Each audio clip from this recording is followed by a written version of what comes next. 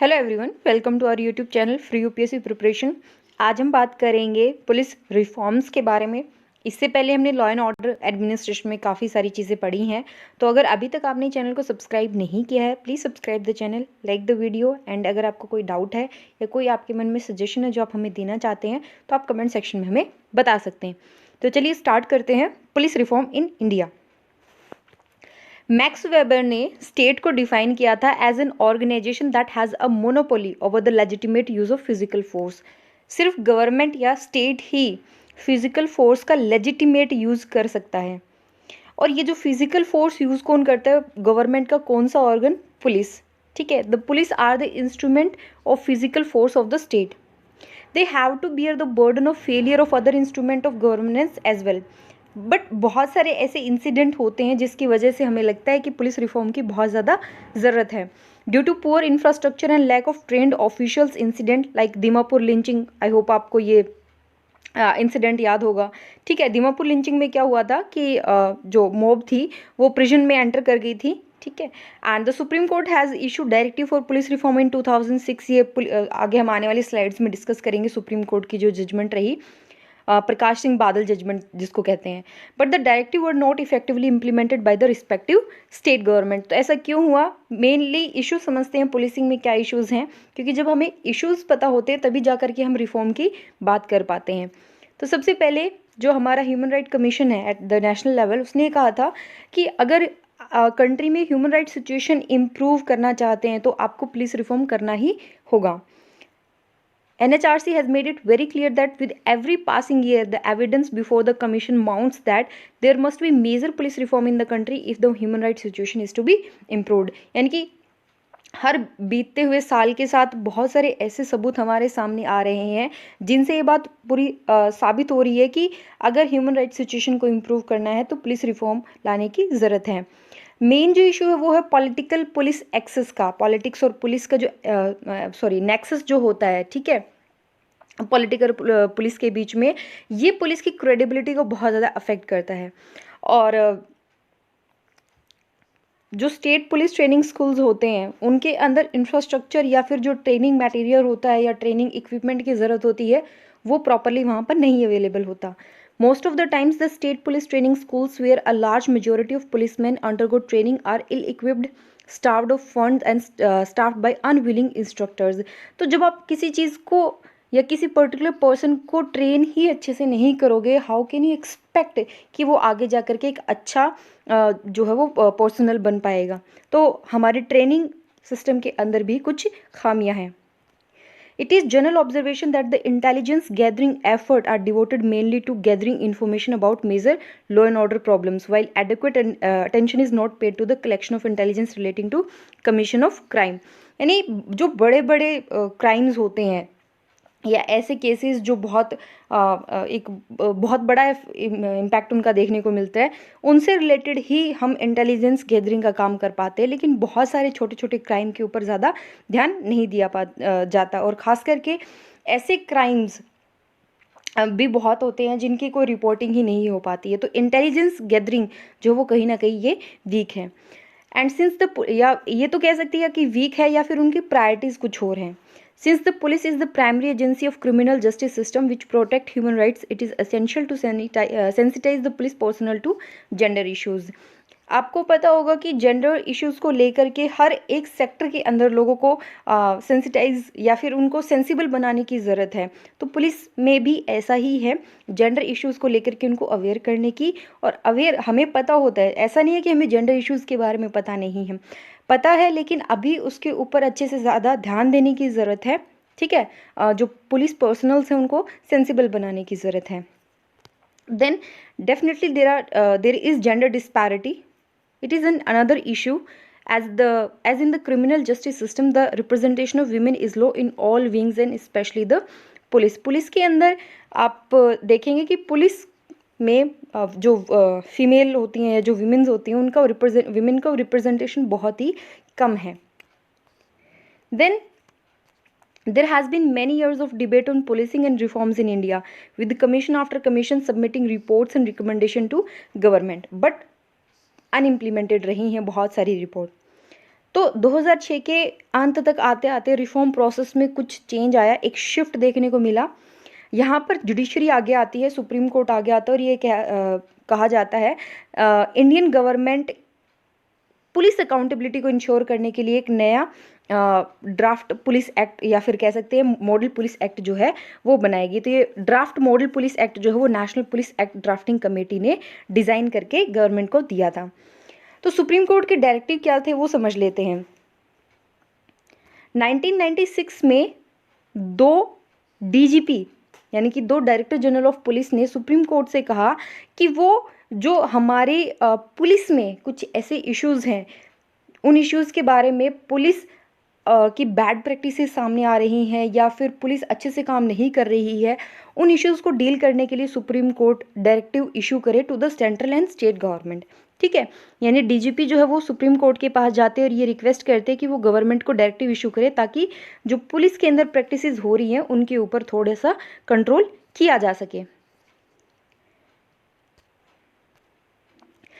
22 सितंबर 2006 में supreme court Prakash Singh judgement जो है वो डिलीवर करते हैं और इस जजमेंट में उन्होंने सेंट्रल एंड स्टेट गवर्नमेंट को ये कहा, उन्होंने बेसिकली 7 डायरेक्टिव्स दिए थे। ठीक है, and the Supreme Court instructed to the government to comply with a set of 7 directives that laid down practical mechanism to kickstart police reform. तो अगर किसी को इंटरेस्ट है तो वो प्रकाश सिंह जजमेंट को पढ़ सकता है। ठीक है, बाकी हमें इतनी डिटेल में जाने की ज़रूरत नहीं होती, बट स्टिल अगर आप इंटरेस्टेड हैं तो आप प्रकाश सिंह जजमेंट जो है वो पढ़ सकते हैं। The courts directive sought to achieve functional autonomy for the police and enhanced police accountability।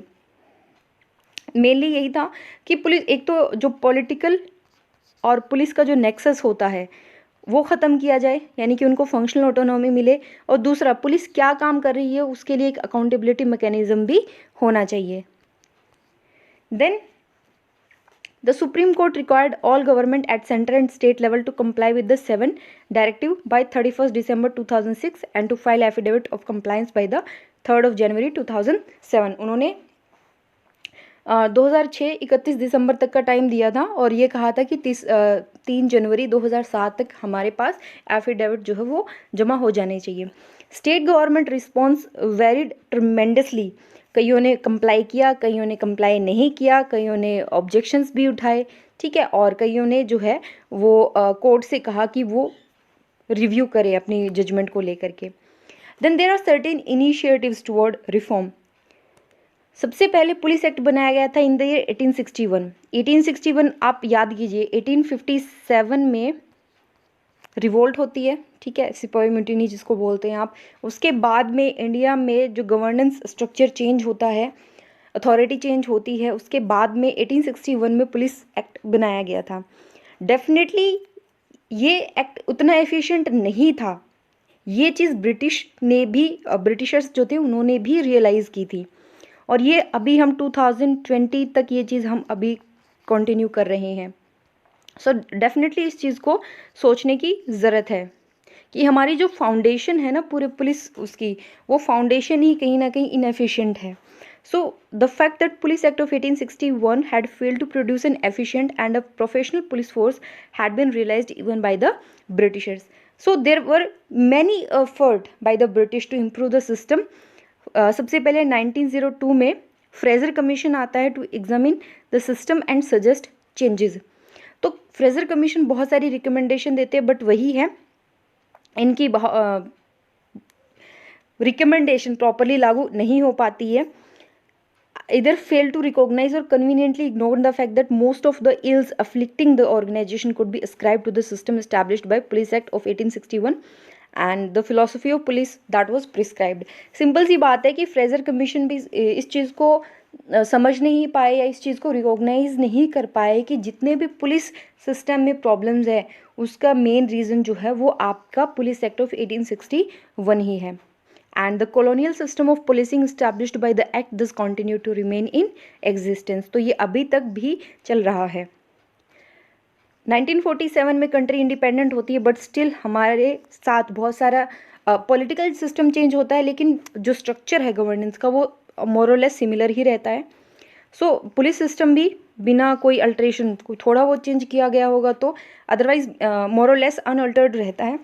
However, the need for change and reform in the police had been realized widely. Throughout the 1960s, many state government took initiative to set up commission to examine the problems of police and suggest improvement. 1970s में government of India थोड़ी active होती है. 1971 में वो committee establish करती है for on police training and 1977 में national police commission जो है वो बनाया जाता है. तो नेशनल पुलिस कमीशन ने भी बहुत सारे रिकमेंडेशंस दी थी. क्लियर. अब ये समझिए आप 1950 में हमारा कॉन्स्टिट्यूशन बन के तैयार होता है. क्लियर, मतलब लागू होता है. उसके बाद में 2020 तक आते आते मोर देन 100 अमेंडमेंट इसमें हो चुके हैं. यानी कि with in span of 70 years हमने 100 से ज़्यादा चेंजेस कर लिए या अमेंडमेंट हमने कर लिए. तो इतना टाइम हो चुका है 1861 से लेकर के 2020 तक. ठीक है, तो डेफिनेटली ये चीज़ भी अराउंड 150 ईयर्स हो चुके हैं. तो ये चीज़ भी डिमांड करती है कि चेंज आना चाहिए. ठीक है, जब वो बेसिक स्ट्रक्चर वहाँ से जिस पर्टिकुलर जो ओरिजिन है वो अब चेंज होने की ज़रूरत है, चेंज करने की ज़रूरत है. ओके, चलिए आगे बात करते हैं. तो जितने भी रिकमेंडेशंस थी या जितने भी इनिशिएटिव लिए गए थे वो फेल रहे, तभी तो पुलिस सिस्टम आज ऐसा का वैसा बना हुआ है. Why? Because lack of action by the government in implementing the recommendation of the expert commissions and committees. हमारे यहाँ सजेशंस में और रिकमेंडेशन में कभी कोई इशू नहीं है, हमेशा इशू आता है इम्प्लीमेंटेशन का. And this led to effort from non governmental actors in 1990s to pressurise the government to consider and implement the recommendation of expert bodies. 1970s में गवर्नमेंट एक्टिव होती है. 1990s तक आते आते जो नॉन गवर्नमेंटल एक्टर्स होते हैं जैसे सिविल सोसाइटी होगी, मीडिया होगी, ये गवर्नमेंट के ऊपर प्रेशर बनाते हैं कि आप इन रिकमेंडेशन को लागू क्यों नहीं कर रहे. तो जो नेशनल पुलिस कमीशन था उसके रिकमेंडेशन को लेकर के गवर्नमेंट का क्या रिस्पॉन्स रहा. डेफिनेटली बहुत सारी रिकमेंडेशन अनइम्प्लीमेंटेड रही. So there is a deep seated and strong resistance to the idea of police reform. Politicians and bureaucrats have developed a great vested interest in retaining control and superintendence over the police organization. अब आपने भी सुना होगा कि situation जो है वो कहीं ना कहीं हमारी जो ब्यूरोक्रेसी है या जो पॉलिटिशियंस है वो उनकी विल पावर पे डिपेंड करती है.